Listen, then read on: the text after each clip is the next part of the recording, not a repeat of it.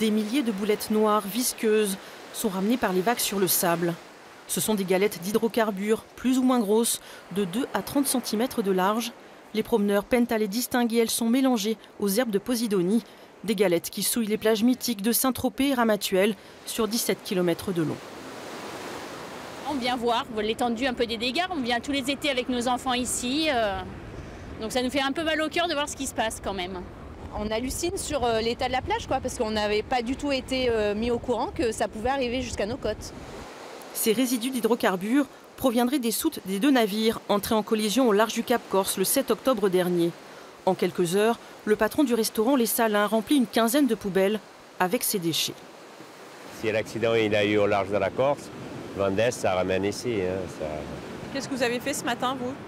Moi, je ramasse tant que je peux. Sur place, les gendarmes vérifient l'étendue de la pollution. Les plages de Pamplonne et de l'Escale et à Ramatuelle sont touchées. Celles des Salins et de la Moute à Saint-Tropez également. Toute baignade est interdite. Les autorités attendent maintenant que tout le pétrole arrive sur les côtes méditerranéennes. Dès que tout sera, en espérant que ça va cesser rapidement, à ce moment-là, on interviendra pour nettoyer sur les plages. Ça sera quand même plus facile que moi. Ce qui m'inquiète, c'est les rochers. Voilà. Les rochers, les petites criques où l'accès est plus difficile. Le plan Paul Marter a été déclenché et une cellule de crise a été activée pour prendre en charge ces déchets dangereux pour l'environnement.